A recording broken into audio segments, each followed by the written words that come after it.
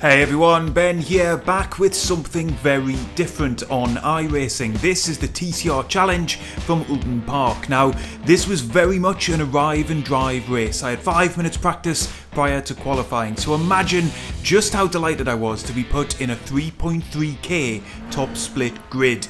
This is going to be tough.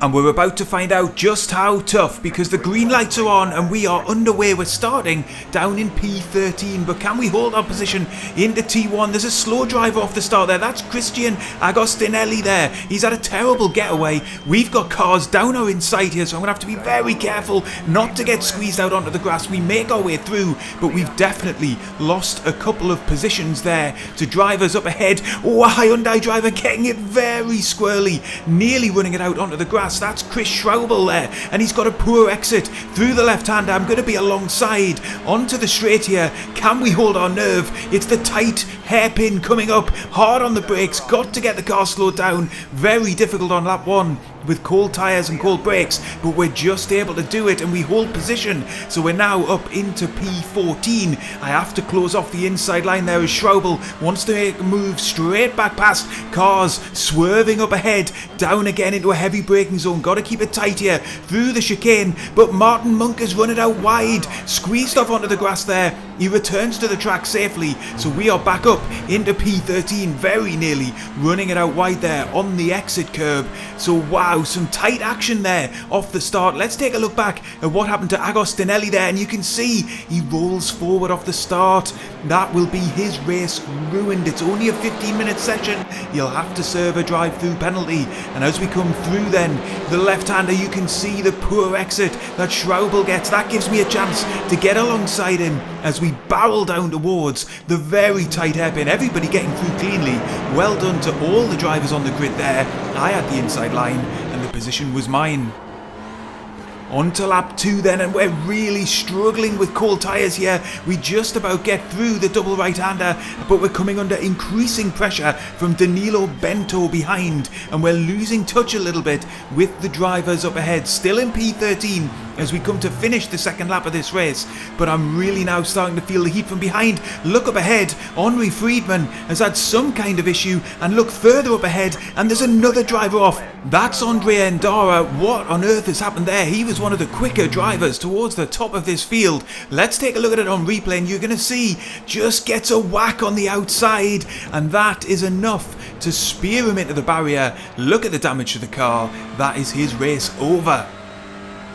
We rejoin the live action then on lap 3, and I'm still following pretty close behind Friedman, who is a 5.4k driver, but just as I say that, we run it out wide through the final corner, and that is going to give Danilo Bento a huge amount of confidence that this could be the lap that he manages to squeeze past me. He's definitely got more speed. We've managed to get our lap times down to 1:30 flat. Other drivers on this grid in the 1:28s. Look around my outside here. Bento's making a move, but it's going to be very difficult to make that stick around the outside. I keep it tight and we're able to hold him off through the left-hander, but it's feeling like it might just be a matter of time here as we're really beginning to struggle against Bento's advances. Down hard on the brakes again. Keep it nice and tight through the hairpin, but he's carrying way more speed, and crucially, he's gotten an overlap on the exit. I've got the message from the spotter there that he's alongside. I can't move across the track to defend here. Who's braver on the brakes? Bento hard into the corner, and he's managed to squeeze past. Wow, that was close, but we didn't make any significant contact there. That was really, really tight, but I've managed to get a better exit through that complex as we climb the hill here and under the bridge. Will I get a chance to get Bento back here? We're closing right in just before we've got to dab the brakes. I'm going to prioritise trying to get a good exit here and maybe make a move into the final corner, but he's had a very quick run through the corner there. We're just 0.4 seconds back, but I'm not sure it's going to be close enough to make a lunge. It isn't. I'm going to have to settle for following them closely through the corner, keep the car nice and tight there, but unfortunately we've dropped that position. We're down into P13.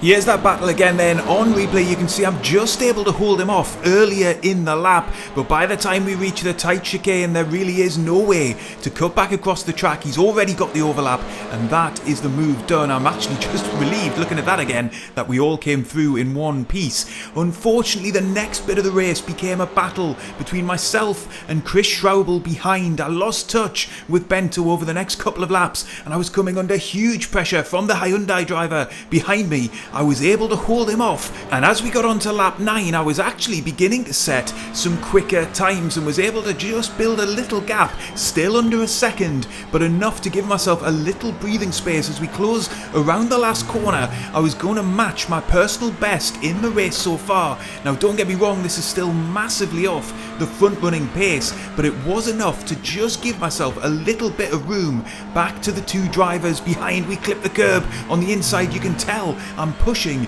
as hard as I dare to try and just eke out a little bit more gap as we head into the closing stages of this race, but maybe I'm pushing too hard. Maybe that's my trouble around this lap, as we're now a quarter of a second down on our previous best, and if you look in the rear view mirror, Schraubel is closing in once again. We're going to be under pressure through the second half of this lap. We keep it just about neat and tidy through the hairpin, but he is now well within our draft as we're barreling down the back straight here, anticipating the chicane to come, and we're just going to squeeze the brakes, try and hug it nice and tight, but unfortunately I'm going to carry too much speed through the second part of the corner. That's going to compromise me. On exit I have to adjust the car. I'm slow out of the corner, and look in the rear view mirror, there's now no gap at all. He's alongside me as we climb up the hill and under the bridge. He's going to be side by side, but I'm able to just squeeze him out of room there. I decided that if he was going to try and get past, it was going to be on the outside of the corner. He quite sensibly decided against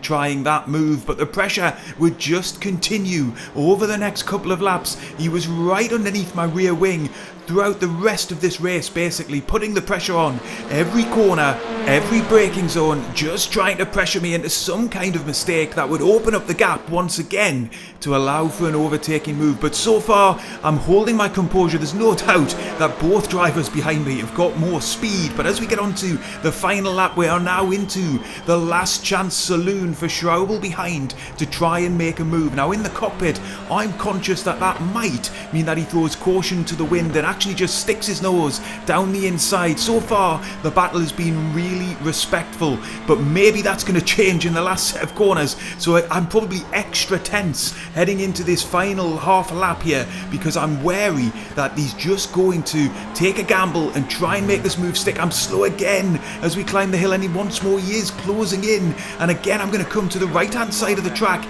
just sending him the signal that if he's going to make a move it's going to be around the outside, and chances are if you go too wide through here, the guy on the outside ends up on the grass or in the gravel and he doesn't go for it. But we've got one more chance here. I'm going to come to the inside once more just to ward off a lunge down the inside. Can I get the car slowed down? Keep it tight to the curb.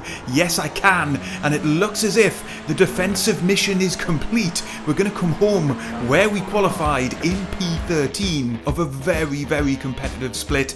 Yes, we've lost I rating. Yes, we've lost a little bit of safety rating, but that was great fun. I didn't really have any aspirations to be fighting towards the front of this grid.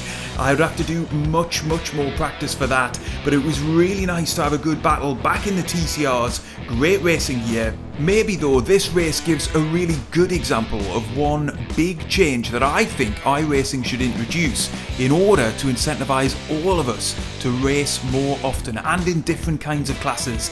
The video on screen explains all. Check it out.